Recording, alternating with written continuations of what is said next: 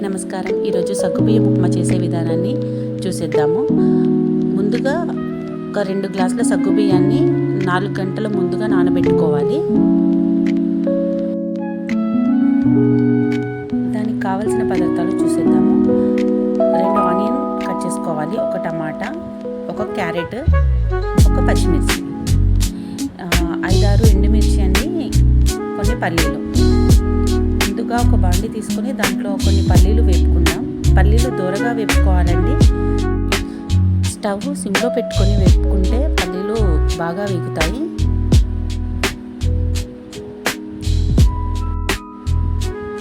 ఈ పల్లీలు వేగాక పక్కకు పెట్టుకొని అదే బాండీలో 1 టేబుల్ స్పూన్ ఆయిల్ వేసుకొని దాంట్లో వెల్లుల్లి రెబ్బలు, ఎండుమిర్చి వేయించుకోవాలి. మీకు స్పైసీ ఎక్కువ కావాలంటే ఎండుమిర్చి ఎక్కువ కూడా వేసుకోవచ్చు. అదే బాండీలో ఇంకా 3 టేబుల్ స్పూన్స్ ఆయిల్ వేసుకొని కొంచెం జీలకర్ర, కొన్ని ఆవాలు చిటపటలాడే వరకు వేపుకోవాలి. దీంట్లో కొన్ని పచ్చిమిర్చి, ఆనియన్ వేసి మగ్గనిచ్చుకోవాలి. కొంచెం కరివేపాకు,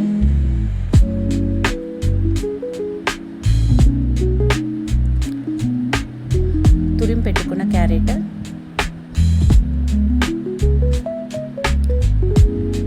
నూనెలో బాగా వేగనిచ్చుకోవాలి. ఇది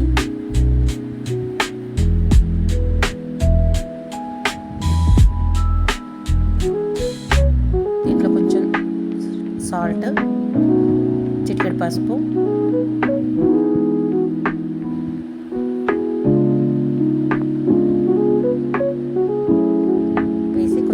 మగ్గనిచ్చుకుందాం. ఇప్పుడు ఈ వేయించి పెట్టుకున్న పల్లీలు, ఎండుమిర్చి, వెల్లిపాయ మిక్సీ పట్టి పెట్టుకోవాలండి.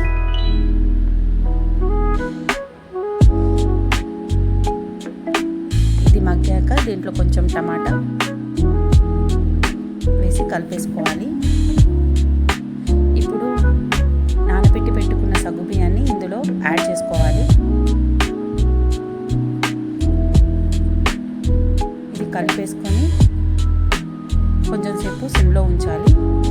ఇది ఒక 85% మగ్గాక దీంట్లో మనం పొడి చేసి పెట్టుకున్న దాన్ని యాడ్ చేసుకోవాలి. పొడి మొత్తం కలిసే వరకు కలుపుకొని మూత పెట్టేసి ఒక 5 నిమిషాలు మగ్గనిచ్చుకోవాలి. వేడి వేడి సగ్గుబియ్యం ఉప్మా రెడీ అండి.